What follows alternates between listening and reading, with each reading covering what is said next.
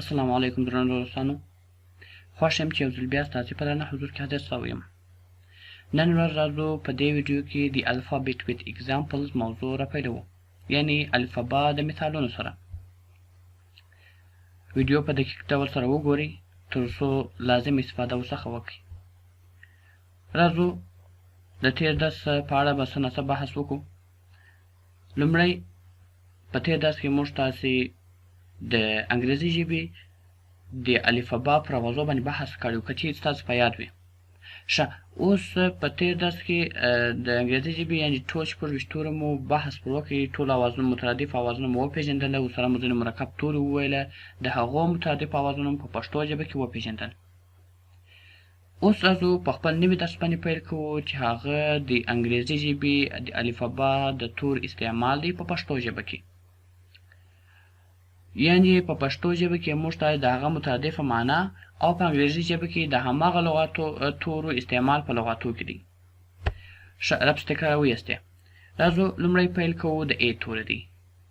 ا چې موږ تاسو پر اواز باندې مخکې بحث کړی و، اوس راځو چې په مثال کې څنګه راځي. ا arm بازو، یعنې هغه برخه چې د څنګلې څخه بیا تر اوږې پورې موجوده ده. دوهم توری دی د بی. بی بال گین. ا arm بی بال. راځو د سی توری ته. سی crown تاج. سی crown. دی daisy دا ودی ګل. سی crown دی daisy. E entertainer E entertainer. F fish E entertainer. F fish.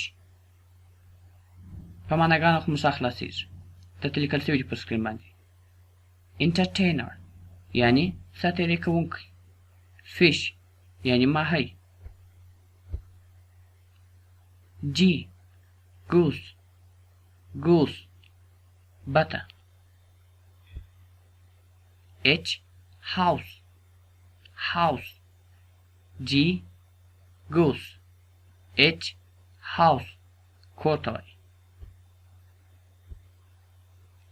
I اګلو ژمنۍ خونه یا هغه خونه چې په واورینو سیمو کې استعمالیږي. J جوکر I اګلو J جوکر یعنی مسخراتي. K kite کاغذ باد.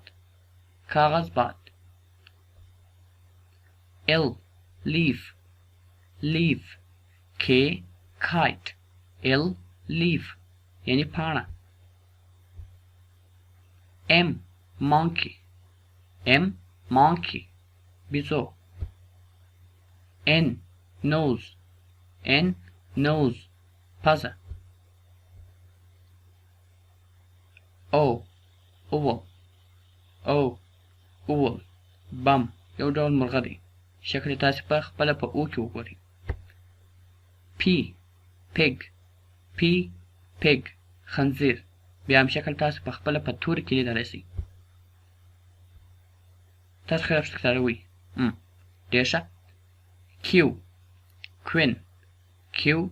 queen ملکه. R robot یا هم روبوت چې په پښتو ژبه کې ورته روبوټ وایي، یا هم ماشین ډوله انسان. S snake مار. T tower څلی. U umbrella U umbrella سایوان. ویل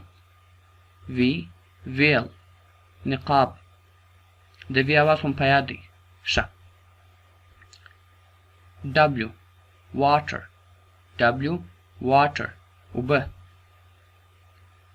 X xylophone X xylophone xylophone د موسیقۍ یو ډول آله ده شکل یې تاسو په خپله په X کې لیدلی سئ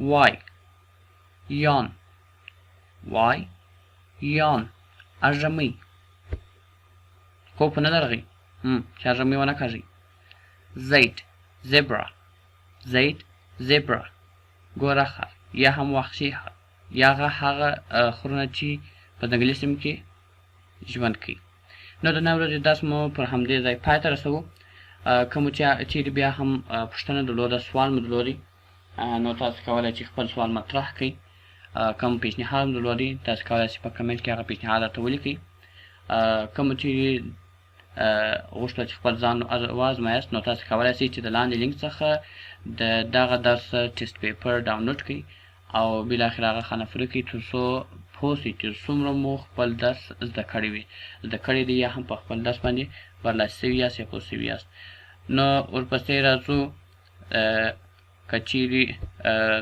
بیا هم کوم پیشنهاد یا کوم سوال کوم پوښتنه وه تاسو کولی شئ چې د لاندې ایمیل ادرس له لارې خپله پوښتنه مطرح کړئ او هیر مو نه وي چې دغه ویډیو سره سبسکرایب کړئ او همې چې کړئ نوټیفیکیشن سره کلیک کړئ تر څو په آینده کې دغه درسونه هم نور په راتلونکي کې د تاسو پورې در ورسېږي کور ودان خدای پامان